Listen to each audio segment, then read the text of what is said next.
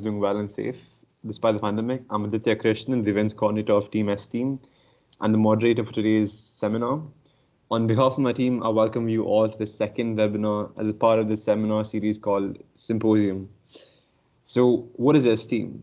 Esteem is the Solar Decathlon Society of Heritage University. We participate in the SDME competition held in Dubai by building a smart home to tackle problems of climate change.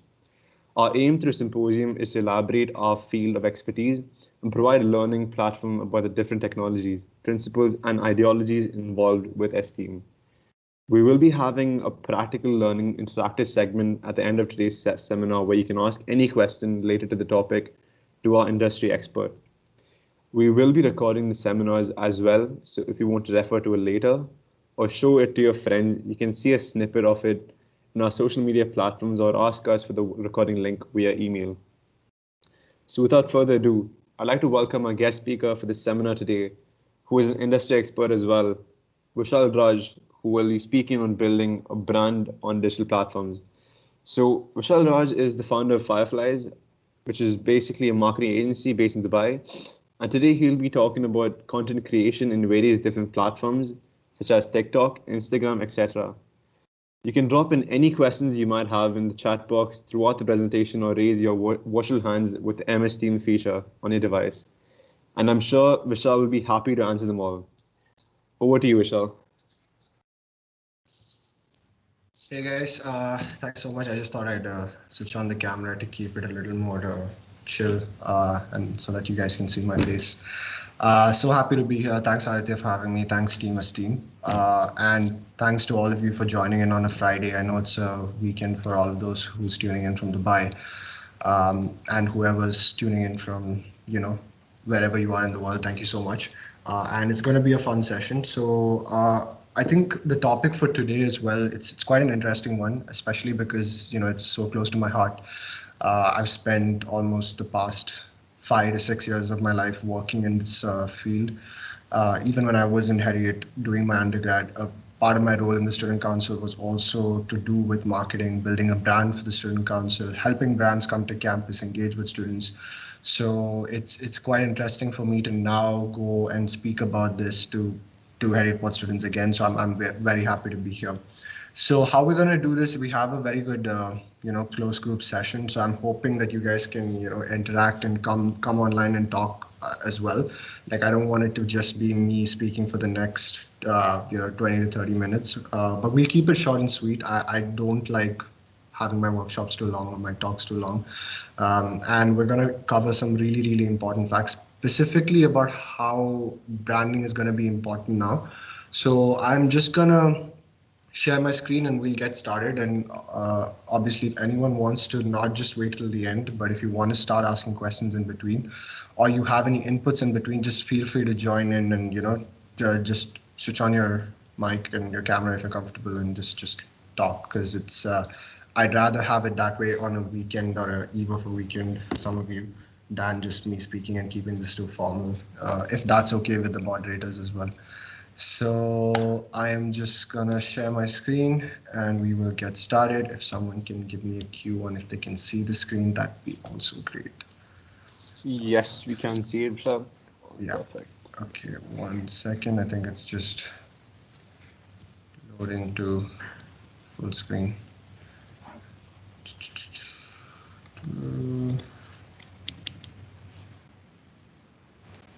Okay, is it in full screen now? Is everyone able to see it?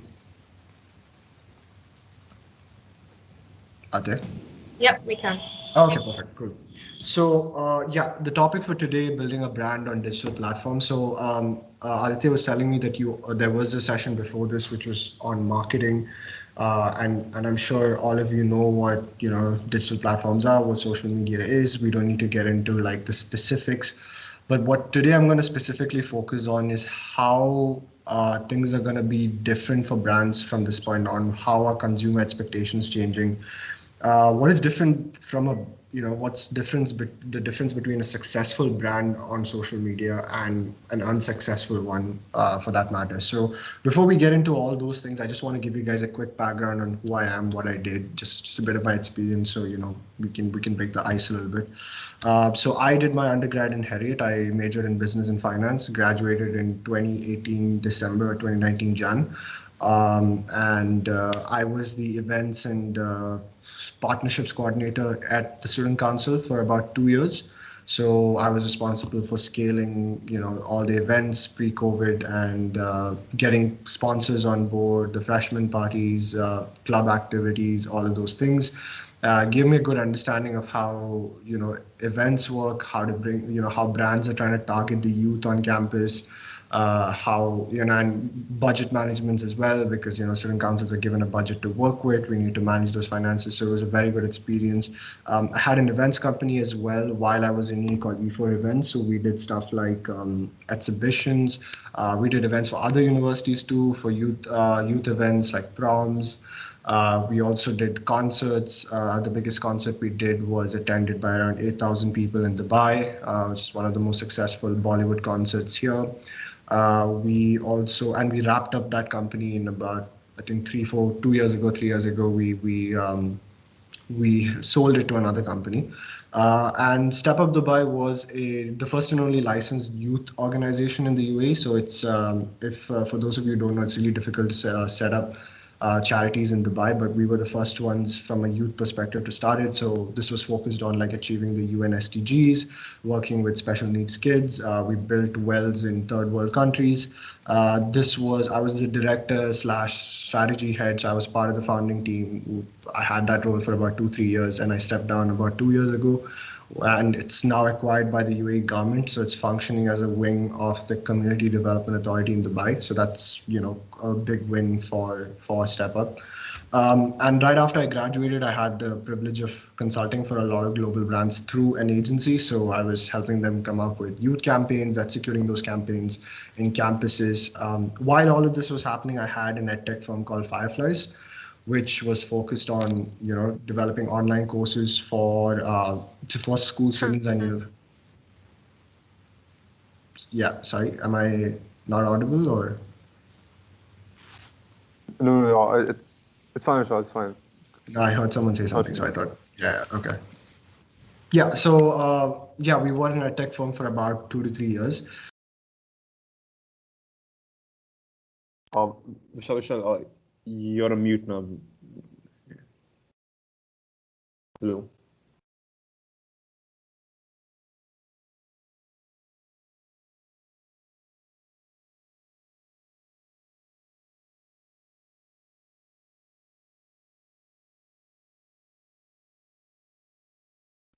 Hello. Yeah, we can hear you now. We can hear you now. Yeah. Yeah, it's funny. Someone in the meeting muted me, so I'm not sure what happened Oh, there. Okay. Anyway, am I audible now? yes, you are. Yes, you are. All right, perfect. So I'm just gonna get back to it. Guys, if you want me to stop talking, you can tell me. You don't need to do that. Um, okay, cool. So back to where I was. Just get this right. Okay. Yeah, so we took part in a lot of startup competitions, and that was also a good place for me to understand how just the startup industry worked, how people invested in things, what does the market look like here, what does the landscape look like. But eventually, we realized our concept, although it gained a lot of traction, we were the youngest team in the history of some of these competitions. We just felt like it wasn't going in the speed that we wanted it to. So we pivoted to becoming a Gen Z marketing agency. So we have the privilege of working with a lot of global brands now, consulting them on content, on social media campaigns, social media management, events, everything focused on helping these brands sort of understand how to target Gen Z, which is 13 to 25-year-olds. And it's been great. We're nowhere close to a full functioning, stable business with with a full fledged team or whatever, but we're getting there. So slowly and steadily we're building towards that. So that's what my professional side of things. We also do a lot of workshops like these in schools and universities. Had the privilege of talking to over 3,000 students in the past 2 years across 40 schools. But coming to the more informal side of me, like not the some people find this the more exciting bits. Like I'm into music, I love guitar, I love, I sing a little bit here and there. Unfortunately, I'm a huge Manchester United fan. Big addict of chocolate milk. It's actually a problem right now. I'm trying to solve it, and I'm just kidding. But yeah, just and I'm blessed to have a lot of good friends and family. So I love giving this side of me to people in the workshop as well, so that it just doesn't feel like I'm a random boring guy whose life revolves around his work. So that's who I am. But considering it's been a very difficult year for us, we've all gone through a pandemic. We're all trying to hold our lives together. I think it's really put businesses on the spot if you think about it. Now brands are also trying to cut costs. Unfortunately, people are losing their jobs. Some businesses have had to shut down.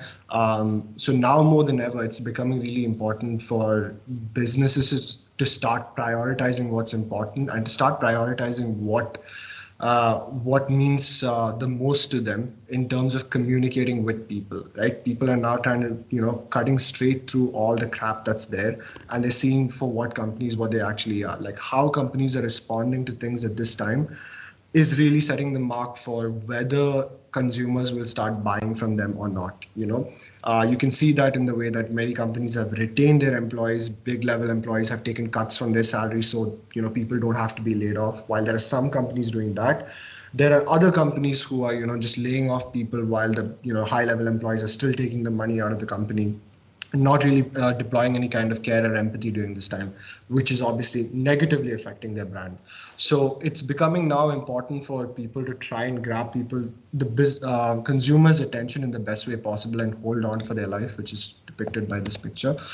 And when it comes to branding or marketing, I love to use this line, which one of the biggest gurus in marketing talks about, which is who's Gary Vee.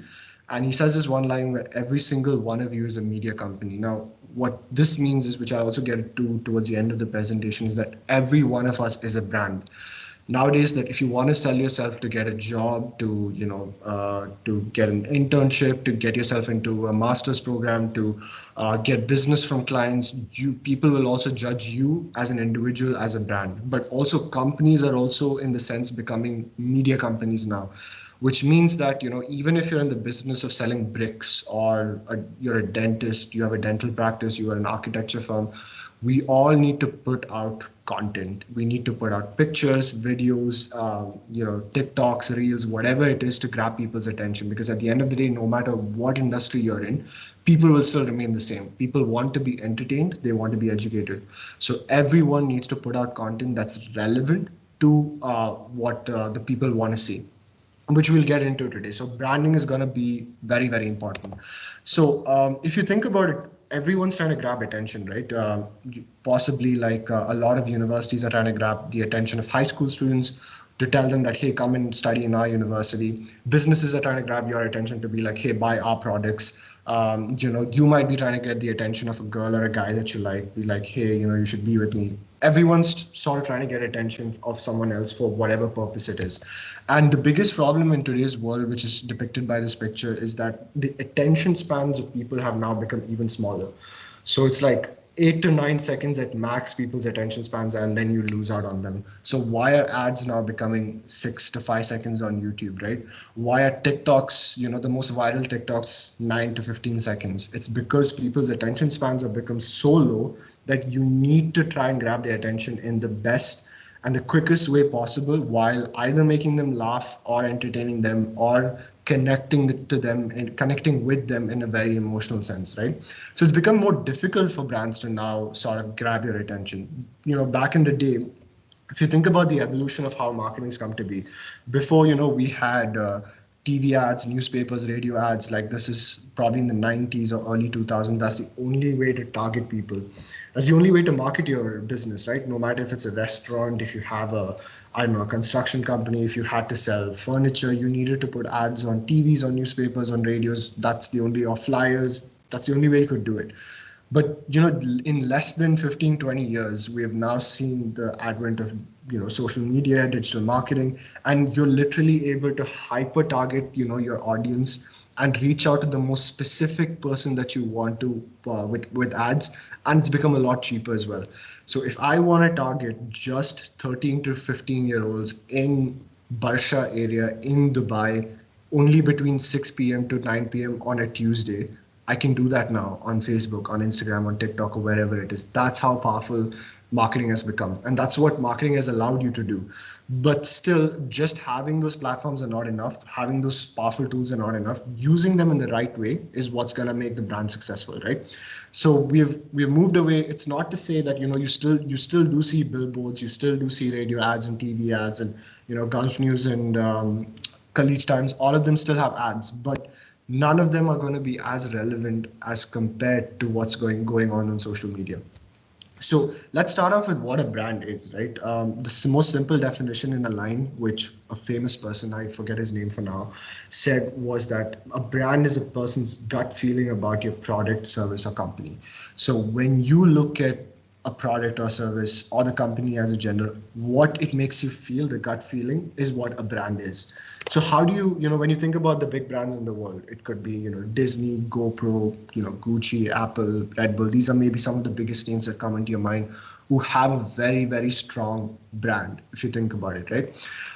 And these brands probably invoke a very different feeling than maybe other brands would in you. Like holding, like, and this might be subjective and up to personal preferences, but there is a huge difference between sitting in a Ferrari as compared to maybe sitting in a Toyota.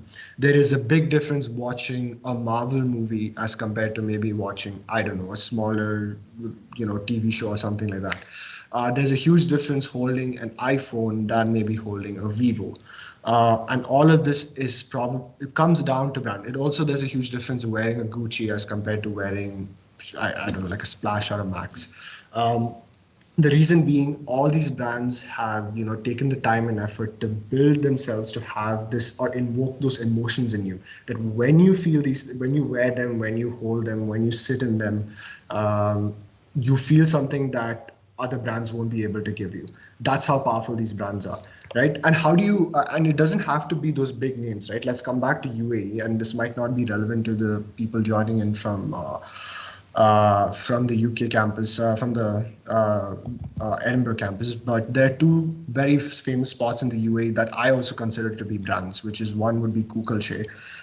It's a popular tea spot here in Dubai. Every university student goes here to chill. At least most of them do. I used to do that, not as much, but I used to when I was back in uni. And now it's becoming Time Out Market, which is a global concept as well. It's in Dubai, London, a lot of other places. Now that's becoming a very popular spot for people to go hang out in. So when we drink tea in this cafeteria in the parking lot there, as opposed to drinking tea somewhere else, there is a huge different feeling, and that's how powerful brands can be. And these brands have been very not all of them, but most of them have carefully developed their strategies to come off in a certain way in the minds of people.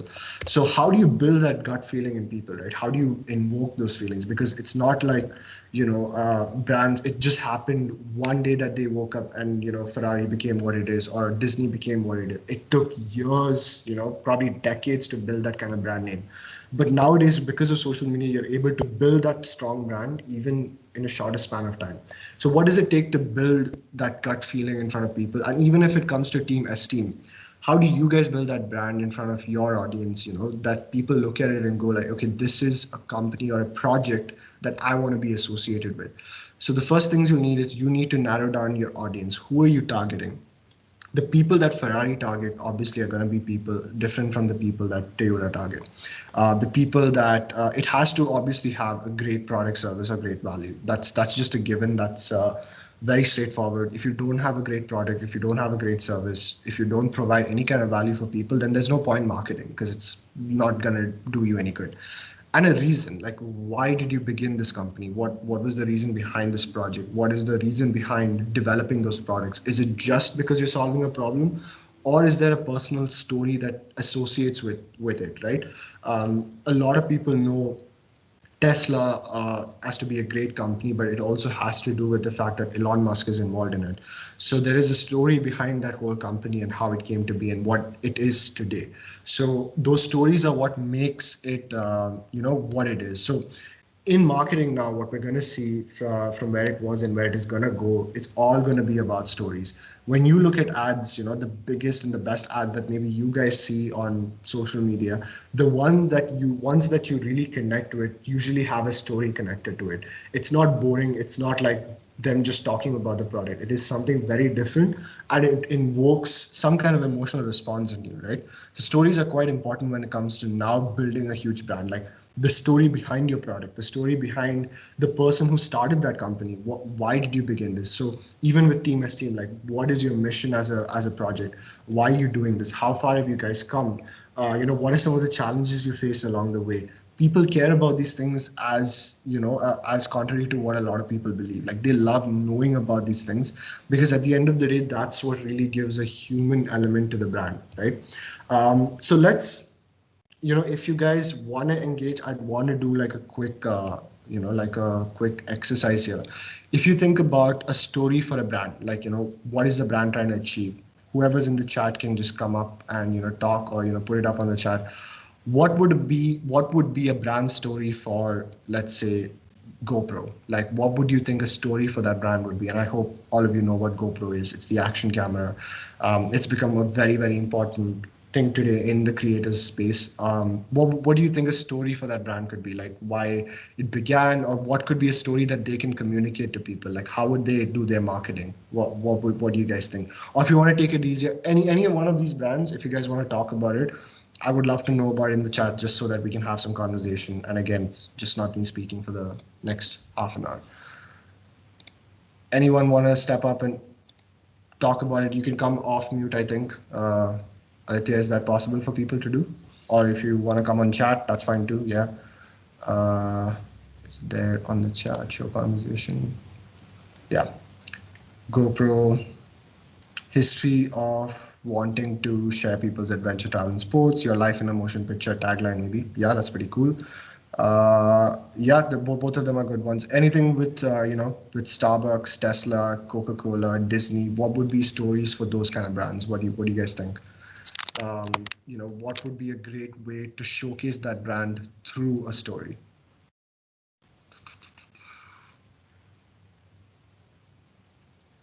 Awkward silence, guys. Come on, get interactive. Like I'm also coming on a Friday to speak with you. I would love to keep it interactive. Can't be just me talking for the entire time. Can just be on chat. You don't have to come on on call if you don't want to. I've given, or if you do want to come, you can do that too. Yeah, more than happy to listen to you guys. Could be Starbucks as in grab and coffee and relax. Yeah. So a fun story about Starbucks. The reason, like I might not be saying it perfectly, but one of the taglines that Starbucks use is that they're not in the coffee business, they're in the people's business selling coffee. So that's a huge statement for a brand like that to make if you think about it, right? They're all about people. Even if you look at the spaces that they create, there is a huge difference. Like, so I don't know about you guys, but specifically for me, when I want to work in a cafe, I would much rather be sitting in a Starbucks as compared to a Tim Hortons, Costa, or any other coffee shop, because there is something about that brand that speaks to me, the vibe that creates, the emotions that it speaks to me in a different way as compared to something else. And I might be sounding like a typical person, but it's just I'm being honest. So the same way, if a brand is able to and I feel uncomfortable in other cafes. I'd rather just sit in Starbucks and work, and I'm more productive there because of just the way that the ambience is, the way that they've created their the culture and things. And those are the stories that they would want to promote. They might also talk about the stories of their the coffee farmers, like the people who are farming the coffee, working in those farms, seeing how it has gone from there to the cup that you're holding. Now it's big on sustainability. For IKEA, the story could be that like how do you build great homes? Like that could be a great story for them to talk about. How do families build great homes with IKEA? That could be a great story. You would rather hear about those stories than just the benefits of the product. While benefits of the product are given, we all know that But the more you want to associate with the brand is when you connect with those stories. Those stories is what makes it cool. For Coca-Cola, it's been for a long time. It was taste the feeling or share happiness. That was two of their major taglines for a long time. So even if you look at the content that Coca-Cola creates, it's exciting, it's fun, it's all about memories. Red Bull is the same way. It's all about adventure, thrill. If you look at their social media, like some of the biggest brands on earth that I admire are Red Bull. They do such a good job with their marketing. Even if you guys know, here in the UAE, they're very micro with it. They're very specific. Even though I don't know about you guys, I hate how Red Bull tastes, but I still drink it because the brand is really, really cool. And it's invoked that sort of feeling in people no matter where you go, right? So it's all about stories. So unless anyone else has something to add, I'm going to continue. Anyone else has any inputs or any stories that they want to share, what they think would be relevant to the brand, or shall I go ahead? Disney create a fantasy world utopia for children and a gateway for adults. Perfect. That's very well put, Nathan. That's so cool. Yeah, I was just thinking about it, guys. Like, think about it. Like, Loki series released. I don't know how many Marvel fans are there, but Loki released their series 2 days ago. I still haven't had a chance to watch the first two episodes, but think about it. Like for adults, like us, like I don't consider, or like me, young adults. For us, it's a gateway for or getaway for from the real world. By watching those shows or by involving ourselves in those stories. So think about it. It's so cool that a brand is able to do that, and they would want to communicate that to their audience, right? They're already subtly doing it through their great movies, the great shows, but even with their marketing, when their actors come on TV to speak about the movies, the kind of posts that they put up on social media, on their IG, on TikTok, it should invoke those feelings of we're all about stories, we're all about fantasy worlds, we're all about imagination, those kind of things. That's what Disney would be about.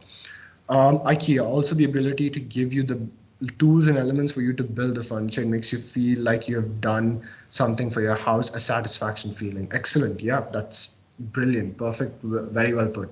See, these are stories you would want to communicate to the people, right? You wouldn't maybe just tell that, like obviously in the caption, you're in the chat, we're typing it out and we're talking about it, but how you're able to capture that story and put it out as content is what will help the brand stand out from the others, right?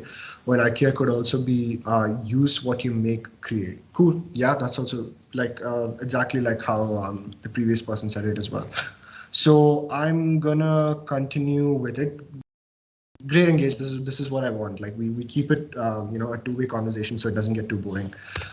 So once you sort of figured out what your story behind the brand is, you need to now figure out how would you communicate that story. It's not just the fact that okay, we have a story now. People need to know about that story, right? So how do you figure that out? And that's where social media comes in, right? You take this big story of yours or multiple stories that represent your brand, and then you push it out in relevant ways in each platform. So how would you push that story out on Facebook, on Instagram, on LinkedIn, on Pinterest? And that's how people would get to know about your brand and make them feel like, oh, there is a huge difference between this company and a competitor company of theirs.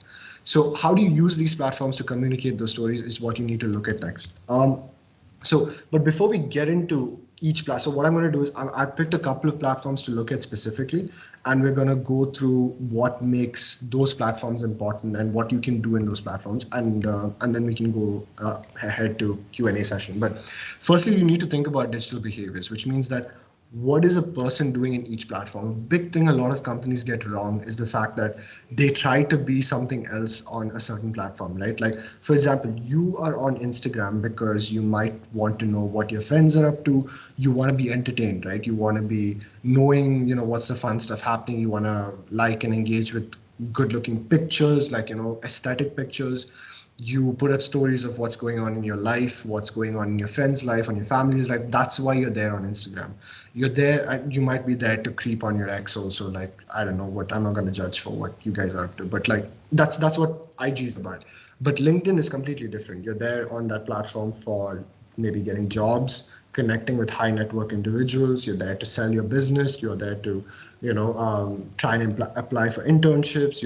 It's a more formal tone of voice that you'd assume on LinkedIn. TikTok is again very, very informal. You're trying to be very you know, it's all about entertainment. You're just there because you want to laugh, you want to, be entertained by music, by what people are doing. That's why you're there on TikTok. So you need to first understand what each platform is about, and then channel or tune your story to that platform. So if I took a serious tone on TikTok, it's not going to really work as compared to if I took that serious tone on, for example, LinkedIn. If I'm on, let's say, for example, on LinkedIn, and I do some, a TikTok dance, it might not work as well as it would on TikTok. Get it? So it's all about understanding what people's behaviors are on each platform, and then tuning your story to match it, if that makes sense. So, and you need to think about things like how often are they on it? Like, LinkedIn might be uh, less compared to how often we are there on IG, right? What's the attention spans are like on those platforms? So we can watch videos for about, let's say, half an hour to 1 hour on YouTube, but we can't do that on TikTok. We want bite-sized content on TikTok. So you need to see what the attention spans are for each person on each platform. Then you need to look at the purpose. Like I said, this is back to what the behavior sort of thing is. Like, what is the purpose of that platform? Is it to have fun? Is it to engage with them? Are they more for a serious tone of voice? You need to figure out the purpose of the platform, and that will help you develop the tone of voice on how you're going to communicate your stories on those platforms. And there are two major things you need to do on social media if you want to be successful with the brand. Either you educate people about it. That's the reason why people are there on social media. They want to learn something new.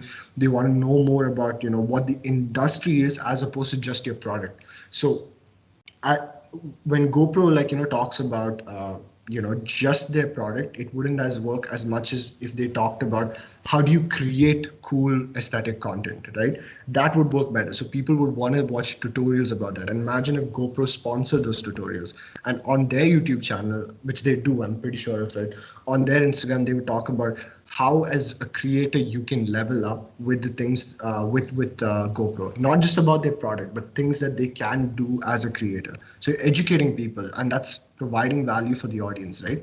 Then you're entertaining them. So you would put like fun stuff on GoPro, like you can sit and watch TikToks on Red Bull and GoPro and any other company if they're very smart about it. And like if it's funny, if it's engaging, if it's emotional, if it's entertaining you in one way or the other, you would want to watch it. So it's moving away from, like I said, product focused content to more of how is the product fitting into the story, or how is it entertaining you or educating you. That's the most important bit when it comes to social media. So and the big thing about the best thing about content nowadays is that if you take like a big chunk of content, you can split it up to different platforms, right? If you have, let's say, a 1 hour video or a podcast or a conversation, you can use the audio of it on for your podcast, for Anchor, Spotify, Apple, Apple Music or whatever. That's one way of using it. You can use snippets of those video conversations on your reels or on your TikToks, the funny bits of it. You can do behind the scenes stories on IG. You can do pictures from those this thing on Instagram, on LinkedIn as well, and you can put the full 1 hour conversation on YouTube as a video for people to watch. So you can literally take one big piece of content and split it into maybe 60 to 70 pieces of content which you can deploy on different platforms, right? It can be in the form of snippets, pictures, all the while it communicating that big picture, that big story you're trying to do.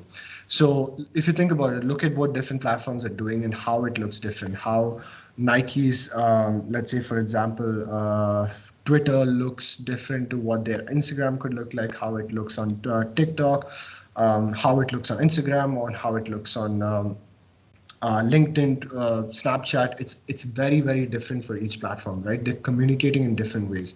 They won't use the same tone of voice on any one of those platforms, and that's quite important. I mean, I've stressed on that quite enough. So we're gonna quickly look at what you can do on each platform. So I'm sure many of you know what all the platforms are and what it does, but I'm just gonna look into specific things you can do as a brand on it. So Facebook, it has an older audience, as many of you know now. It's mostly older millennials slash boomers on Facebook now. It's all about photo and video posts about what the company's up to. You can obviously do targeted ads on it. You can do call to actions, like if you have your business can book appointments or buy stuff, you can directly link it to Facebook now. You get full-fledged analytics on how many people watched your videos, how many people liked it, shared it, what time did they do all those things, how often did they do those things. It's so powerful. Like, social media is just incredible if you think about what all you can do in it. But it's still a little bit of an informal tone of voice. Even if you're a business and you have a page, you don't be too formal like you would be on LinkedIn. A major part of Facebook which people miss out on is groups. There are so many groups on Facebook that's quite popular, and that's a very micro way to engage with your audience. So for example, there is a group for professors in microbiology from across the world, and there might be 10,000 people and 10,000 microbiology professors on that one group. So let's say if there is a product just specifically targeted towards them, you could just go to that group and talk about your story or whatever you want to do there, right? So groups are the same way. If you have like musicians in Dubai as a group, or anime enthusiasts in Abu Dhabi or whatever, like it's so specific, you can find so many groups there, and you can find a way to engage with those groups, as long as you're not, again, they're not very happy when people come and try to sell something big. But as a brand, you can maybe go to that group and give them some kind of value. It could be that, hey, we know that you guys love anime, so a gaming company could come and be like, or a media company could come and be like, we'll give 10 of you the chance to come with us to our office, test out a new game that we want you to try. That's providing value to them, and you're not trying to sell them something if you think about it. But that whole experience itself, people will see that and go like, wow, that's such a nice thing for the company to do. And they'll know more about the company, and they'll want to engage with that company as compared to something else. So groups are a great way, pages are a great way. Always put relevant content with a relevant voice. Don't be too formal in Facebook. It's not going to really work. But at the same time, you can't probably use Gen Z language too much on Facebook, because maybe boomers and older millennials might not get it. You need to use that relevant tone of voice. Same way, Instagram, it's mostly Gen Z and younger millennials. It's posts, IG stories, reels nowadays. Music, has come into stories now. Same as Facebook, you can do a lot of call to actions. You can book stuff, you can buy stuff on Instagram now. It's an informal tone of voice again. You're not going to be too formal on Instagram, even if you have a company account. It's all about community building, which I'll also get into in a bit, to how important building a community is. You can have a page with regular updates, but again, make sure those are things in the form of stories. So now, for example, a major thing you can do on Instagram on stories is you can have takeovers behind the scenes go live from this channel. So for example, if it's a music company that's sponsoring, let's say, a concert, right? How would they run their Instagram? I would have stories of behind the scenes on stage, on how the setup looks like.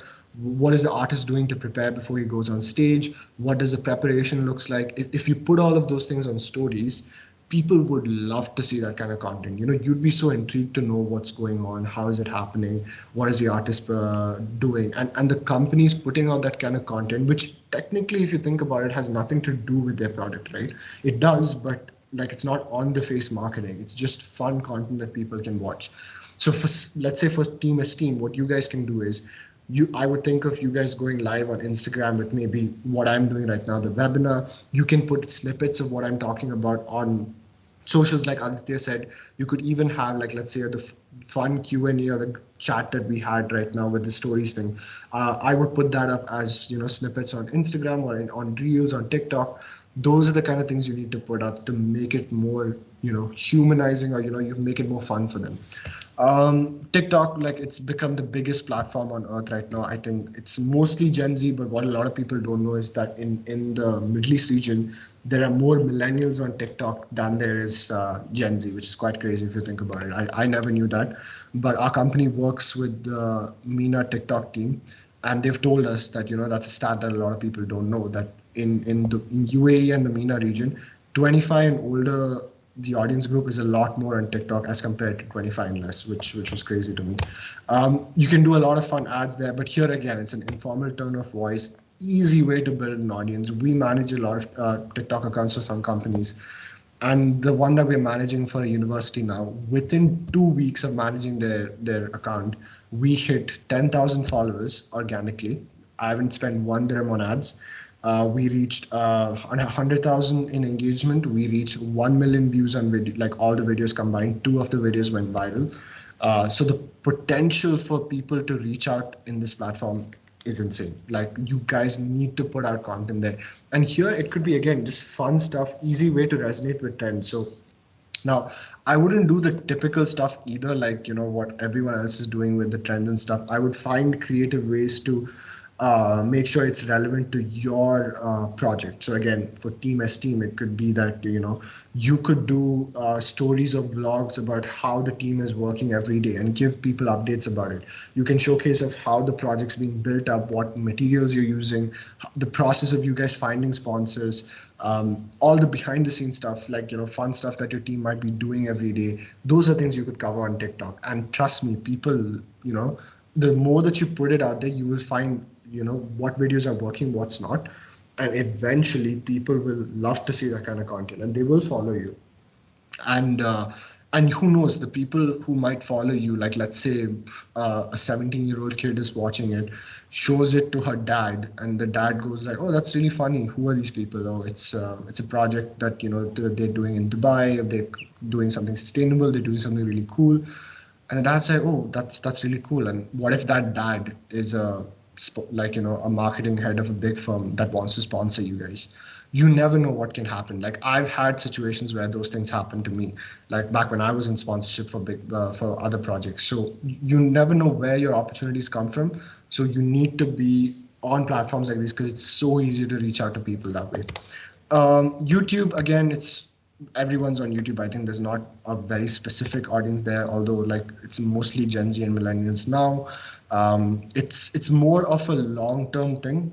It can be informal, it can be formal. What I would do again here would be maybe vlogs, which is documented, so it's not heavily edited. Even if you guys think about your own behaviors, I'm not sure, like, the kind of content that you watch on YouTube, it's not heavily edited, right? Look at the most popular YouTubers now, like, let's say PewDiePie, you look at Sidemen, KSI, whoever it is, like, any popular YouTuber, they don't spend too much on production with, like, the best equipment or anything like that. They just do fun stuff, very informal, very blog like, very, casual. That's what is entertaining for people. So the same way, if, let's say, companies started doing daily vlogs, it would be quite interesting for a lot of people to watch what goes on in the company, right? Like, imagine a big company like, let's say, Google. They did, vlogs every day on what their company's up to, how are they doing it, is there a new product that they're working on, can they tease the product, maybe what are the people doing.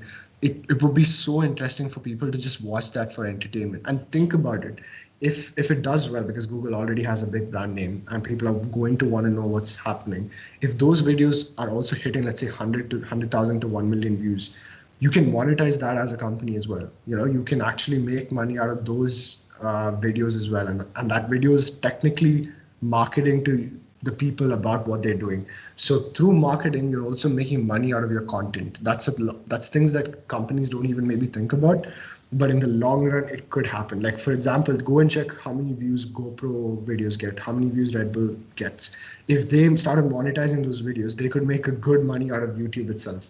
So those are things to consider, which is incredible if you think about it from a marketing perspective. It's a long game. Like I said, YouTube takes time to build. It's not something like TikTok where you can go viral in 1 day or 2 days. And I'm sure you guys know enough about LinkedIn. One thing I would say about LinkedIn, which a lot of people don't stress about, is the fact that the way that you can connect with decision makers and people is incredible. 95% of my business in Fireflies came because I used LinkedIn. The way that I connected with marketing heads, spoke to them, it's so incredible on the kind of things that you can do there. And what's also cool about LinkedIn is you can follow people without connecting with them, and you can still interact with their content. So let's say you try to connect with someone you want to connect to and they didn't accept your request. That's fine. You follow them. Their feed, their posts pop up, and you can maybe comment on their post saying, hey, this is really cool, I think this, blah blah blah, like something relevant, right? Don't spam them, just be respectful of it, obviously. And think about it, and then when they see that comment, and if it's something that's quite interesting and that captured their attention, they will come to your profile, check what you're about, and they might see that, oh, this person sent me a request, let me accept it and talk to them. So it's so cool what LinkedIn can offer, which most people don't understand. Now, We've covered social media. I know I haven't gotten into things like Snapchat, Pinterest, and all, but for the interest of time, I've not done it. But if someone wants to know, maybe in the Q&A, I can talk about it a little. But now, apps are also becoming a great way for you to put out ads. Like, there's a lot of ads that happen on Tinder, on gaming apps as well. Influencers are becoming a huge thing. This is a great way for people to, to put out content out there. So maybe again, for example, just trying to make it relevant for you guys, for Team Esteem, what you guys could do is, if there are popular, sustainability influencers out there, which there are, you could maybe invite them to come and visit your site and give them an exclusive tour of what's happening, and they could cover it on their stories. They could just be like, hey, Team Esteem invited me for this, check what they're up to. That's one way you guys can do something. You could maybe invite TikTok stars as well to come and shoot some fun content in your site, teach them about what's going on. And I'm not saying everyone will say yes. Maybe some people honestly don't care about those things, but there might be one or two who do care about those things. And it's a numbers game. You message 1,000 influencers, maybe 50 of them will reply. Out of that, 10 of them will be able to do it for free, and 5 of them might show up on the day that you ask them to come. That's how it works. Like, the more you reach out to, the better your chances are of that thing working out. And media brands, like you guys know, Love in Dubai is a great media brand right now. A lot of brands are investing money for people to market there as well. So that's a great way. This is not something very specific, like that I don't. It's not really that important, but it was something from my previous talk where I talked about how brands build their campaigns. So it's a very top-down, or sometimes it's a bottom-up approach as well. They think about, are they launching a new product or a service? What do they want to communicate? What do you want to do? So they ask themselves those questions. Then they think about, okay, who do we want to target? Like, is our audience 13 to 17-year-olds? Should we just target 13 to 17-year-olds, or should we also target the parents who are going to buy it for them? We might need to run two campaigns for that same product. Then you think, okay, let's say we have those two audiences set. What are their behaviors? Okay, the kids will be on TikTok, on Instagram. The parents are going to buy it for them, will be on Facebook and maybe LinkedIn, right? And then you put relevant content for them. So for the kids, you might get Ronaldo to do like a cool step over or something with the boot. You put those snippets on our TikTok and IG, and the kids will look like, oh my God, there's a new boot there. I want to go buy it. For the parents, you might be like, you might put out a kid playing football with that boot, and achieving his dreams of becoming a footballer, or doing well in his sports team in school by wearing that boot. That's a story that you're communicating, and the parent will look at it and go like, whoa, that's interesting. I would want my kid to be like that. So it's the same product, but you're selling it to the audience to two different stories, right? You're selling it to this kid by telling them you can be like Ronaldo, and you're selling it to the parent by saying that your kid can perform well in sports by wearing this boot. So that's two different ways to look at it for two different audiences. And then you think about, okay, how would they communicate that? Can they communicate it through pictures? Do we need to make a video for it? And then you go to, if it's a worldwide campaign, obviously we work with the MENA team, but we also work with, like, our clients. We also talk to the HQ in US and Canada, wherever they are, to make sure the brand guidelines are being followed and stuff. So they talk to their regional heads. Let's say if the headquarters is in New York, they will talk to Middle East head, they'll talk to Asia head, they'll talk to, let's say, Australia head, South Africa, Africa head, and whatever. And then those heads will then go down to country heads. So Middle East will talk to the head of UAE, they'll talk to head of, Saudi, Bahrain, whatever.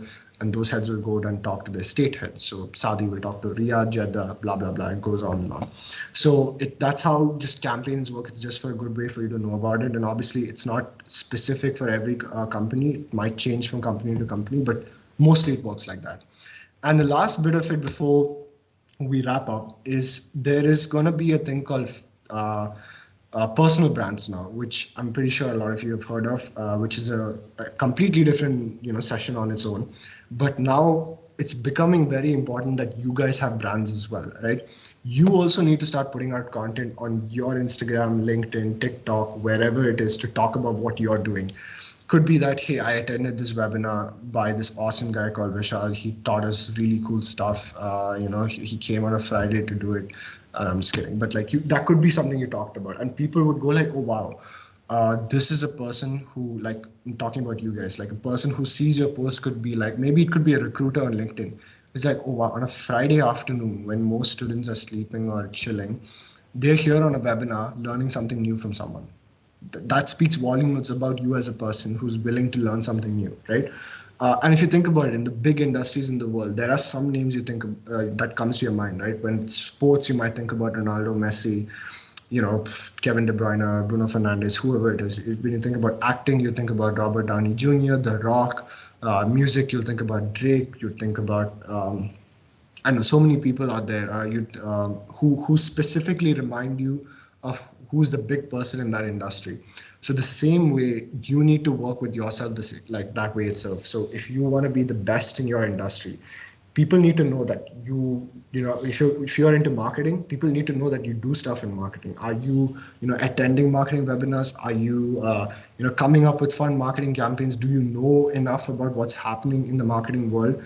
All that you need to talk about on your Instagram, on your LinkedIn. So when people come and stalk you, they can see all of this. They can visually look at these things and be like, okay, this person knows what they're talking about. If you're into, let's say, engineering or STEM, you need to talk about the projects you're doing in university. Did you make something new that would revolutionize what's happening in the world?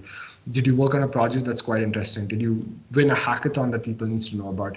And all of those things need to be put out in every channel. Like on TikTok, you could do some fun behind the scenes of you making the project. In LinkedIn, you could show the final project and maybe write an article about what you learned from that project. On Instagram, it could be just pictures or aesthetic pictures of that project. So each platform you can talk about the same thing, but in your own way. So people will know, okay, if I follow this guy, I will learn more about this specific things. So I'm I'm also trying to practice what I preach. I'm not the best at it. I'm also trying to put out content as much as I can. But when work takes up your life, you don't have time for it. But if you guys go to my Instagram, you'll also see that I love certain things. I love music. I run Fireflies. Fireflies is a huge part of my life. So you will see things about Fireflies there. You'll see things about workshops. You will see things about my friends and family, the parties that I go to, stuff like that. So those are things that make my personal brand. So I talk about all those things. It's the same way you guys should do as well. And the final slide before we wrap up is, what does the future of marketing look like? And it's going to be insane. So we're no longer, I think, going to see ads where it's just going to be, oh, buy our product or do this, do that. You might see even more meaningful content in the form of ads. You might even see brands investing in movies and TV shows. So, for example, you can see maybe Standard Chartered sponsoring the season 5 of Money Heist, and the bank that they rob would be Standard Chartered. Get it? So, this is subtly marketing Standard Chartered as a cool brand that wants to be a part of media culture, although it's being robbed. But it would probably be a part of it, or it could be that it's already happening if you think about it. Like Baskin Robbins was sponsoring Stranger Things, Burger King was sponsoring Stranger Things, H&M was sponsoring Stranger Things, where the people were wearing H&M clothes, eating Baskin Robbins ice cream, eating a burger from Burger King. So it's subtly being a part of media culture already, but it might even go to the extent of it might also go to the extent of the whole show being sponsored by one brand. Like there might be a show just for Burger King, just for Standard Chart, and that could be their way of marketing their services. So we're gonna see that. We're also gonna see audio like Alexa and Google, Google Home. All of those things are gonna be quite important. And ideally, we're gonna see things like where people are gonna be in more platforms as opposed to focused on a few. So brands will be required to be not just on Facebook and Instagram because they think their audience is there. They will have to be on Instagram, Facebook, TikTok, Snapchat, Pinterest, Spotify, every single platform you can think about. You need to be there and you need to be posting content. Whew. So that's pretty much it from my end. I know I've been blabbering on for too long. I expected it to end in like 30 minutes, but those were some important points I wanted all of you to know. And yeah, I'm now, if you have any questions, if you guys want to speak about certain things or you have any inputs, um, I'd love to do that. But thank you so much for having me. I hope I didn't bore you guys to death either. Yeah, happy to do Q&A now. Well, Vishal, I just want to say this is very insightful, and to be honest, it was very interactive as well. And I really loved how you linked with all of the Starbucks and even you talked about stalking Rex on Instagram and whatnot. I'm like, wow, I like it's how you something we all remember can that one relate thing. to. I'm just kidding, man. Yeah. So with that being said, I just want to say that was indeed a very descriptive, informative presentation, Vishal. Thank Thank you. you for that. Yeah. And moving on to the entire session now, we've received a few questions, and I'd like to speak them right now. So before I Sure. do, does anyone else want to say something in the chat box, or I want to open the mic to say Yeah, anything? if you guys want to come online and ask a few questions, or if you have any views on what I talked about that might be different, I'd love to hear that as well. Let's keep it interactive. Um, Yeah, I think there's someone who's raised their hands. yes, Iris, go ahead.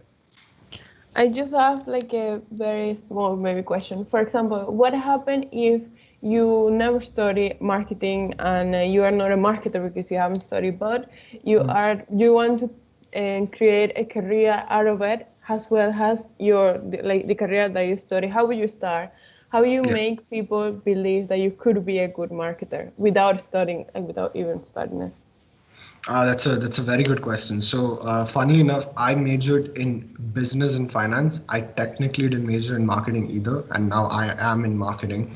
So, the ways that you would build, you always have to start from somewhere, right? So, I would start off by either looking for internships or opportunities in companies in the marketing departments. That's one way to look at it. B, start looking at small certifications in marketing. Could be online certifications. There's something called Facebook Blueprint, which is by Facebook themselves that teaches you how to do Facebook ads, Instagram ads, and stuff like that. It's a very, very good certification to have. A lot of online universities for very affordable rates, like let's say even $50. It's not a lot if you think about it. Gives you certifications and they teach you everything in depth of what I talked about today on digital marketing and stuff. So that's another way to show people that, hey, I have these certifications that make me credible. After you get those certifications, that's not enough. You need to start applying it in the real world. So let's say you now know about Instagram, Facebook, TikTok a little bit. I would even go another way to look at it. If you don't want to do internships, or with the internships also, what you could do is, let's say, go to small companies in your area. It could be like a barber shop, it could be a small ice cream shop, it could be like a cafe, or a restaurant, or even like a hair salon or whatever, and go to them and tell them, you know what, I will manage your social media for free for, let's say, 2 months, and, go and take the pictures on your phone, put out the content there, manage the socials, respond to their customers, and see if it's, apply whatever you learned onto that one project. And, people will say, oh, Vishal, but I don't want to work for free. No one wants to work for free, trust me. Like, there's not one single soul on earth who would like to work for free. But when you're starting off and you don't have enough content or enough credibility, let's say, you need to do free stuff. So even when we started Fireflies, we had decent experience for brands to pay us, but brands were still not convinced. So what we had to do is, even if it's not big amounts of the actual amounts we're supposed to be charging, we charge something like it's peanuts. Like, we would barely make any kind of money, but we did it so we get the brand. And I would recommend, even to make the conversations quicker, tell those brands we'll do it for free. Once you do that, you can tell the next clients that, hey, I've managed the social media of this and this company for 2 months. Look at how I've been able to grow their accounts, more business that I've gotten for them. So when people can see it live, it could be like, damn, they know what they're talking about. And even if you don't have any certifications or degree in marketing, if you have that, I guarantee you will even beat someone who has an MBA in marketing if you have that experience. So I would say start off in those sense. Like, and if you really want to take another approach and still work in a corporate environment, I would hit up, like, decently big companies in your country and ask them, I would love to work, like, after you've gotten some experience, like, let's say, doing these things, you had those skills.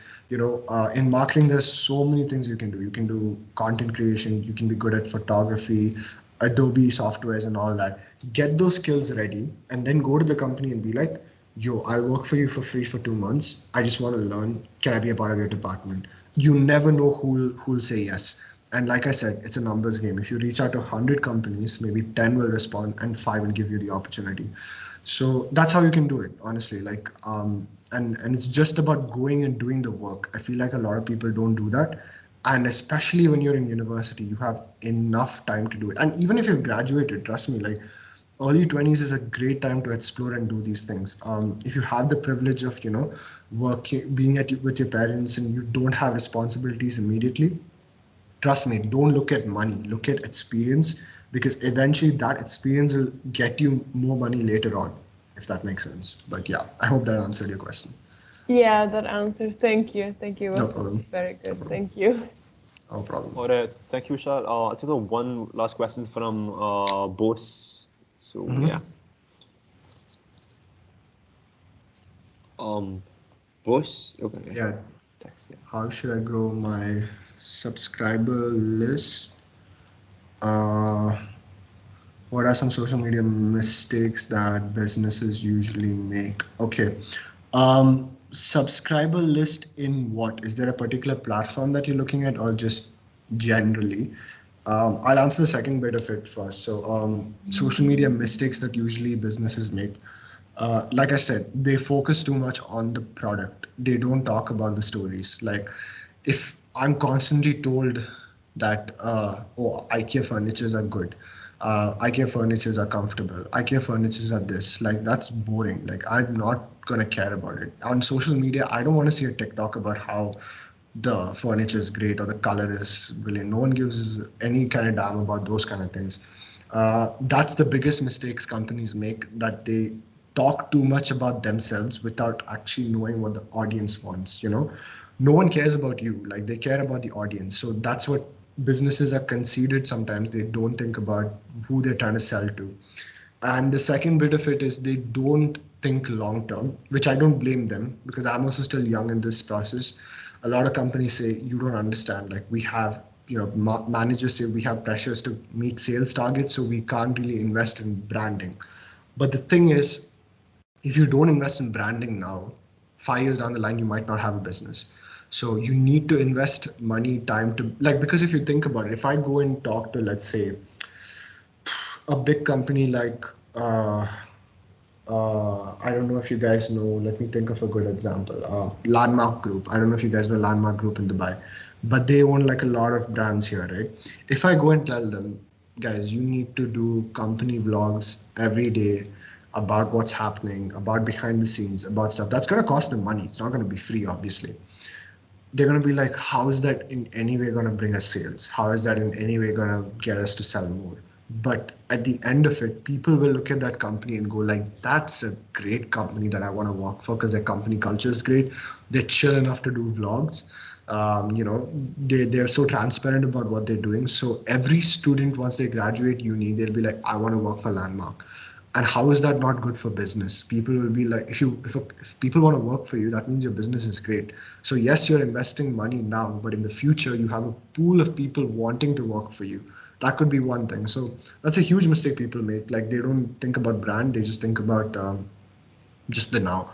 And the second bit of it, in terms of growing a subscriber list, I would talk about it in a general sense, which I forgot to mention. If you're doing it personally, don't look at the number of people following you, number of people liking your stuff, number of people commenting. That's not why you're doing this when you begin building a personal brand. You're doing it because if people search you up and they come across your profile, it is great enough to be something that you would follow, right? And though you're not trying to be an influencer. That's also another thing that I tell people. They think that when I say these things, it's to become an influencer or gain thousands and thousands of followers later on. That's not the point of it. That will come eventually if your content is good. So keep listening to your audience, keep seeing what they like, what they don't like, and then you will slowly build that audience later on. But don't focus on just that I want 1,000 subscribers by tomorrow. That's not what, or 1,000 followers by tomorrow. That's not why you're doing this, because it's easy to get trapped into that. Second bit of it, I would say, is don't think about perfectionism. Just post it. Like, I know a lot of you and a lot of us as well, I would also be one of them. We think 10 times before posting a picture, before posting a video, before posting an article. We're like, who, people will judge me, oh, it's not good enough, I need to work on it a little more. Just screw all of that, forget all about that. Just think about what's good now and post it. Like, it's okay, and eventually, you will get better. The first post will always be worse than your, 10th post or your 15th post. Each post you will get better. But if you keep waiting until the perfect post comes, you're never going to do anything. So forget perfectionism. And I'll tell you a quick story about perfectionism as well. I'm sure you all know Louis Capaldi, right? The musician. And the most popular song that he has, what's that?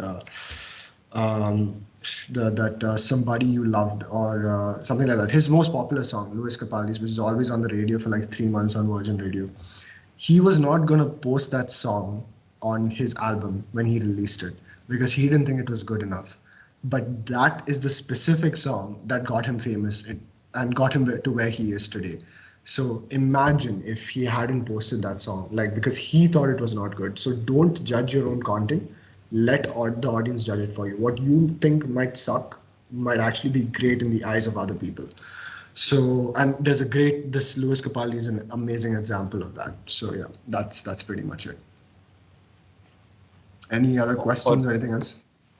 All right, thank you, Vishal. I think that's about it for now. Okay, perfect. Yes. So, okay, if you want, no, actually, so thank you for the talk, Vishal. It's been really helpful, Yeah. and I'm sure this seminar has helped a lot of other people as well in the topics such as building a brand on digital platforms and all about that. I'd also like to thank all the attendees for taking time to come out of the day and attend Yeah. the seminar. So yes, I've taken screenshots throughout this thing as well, just so we can Perfect. post social media and whatnot, which if that's okay with you. Of course. Perfect. Yeah. Applying what I talked about already. That's great. Yeah. Nice. Yeah. We will. Okay, so thank you so much to everybody, and we will be releasing our crowdfunding page soon. So if you'd like to donate any amount to help our team build a smart home, we will be grateful to you. Kindly follow Amazing. us on Instagram, Facebook, LinkedIn, and Twitter to get updates on the coming seminars and details about Esteem and the crowdfunding website. And we are Team Esteem, and we hope you enjoyed today's seminar. If you're interested to learn about sustainable intelligent buildings, do join us for the next seminar, which will be held on 18 June, where our communication team leader, Hairis Alvarez, will be speaking at 3 p.m. GMT. With the cold relaxations coming in, I hope you get to enjoy the summer.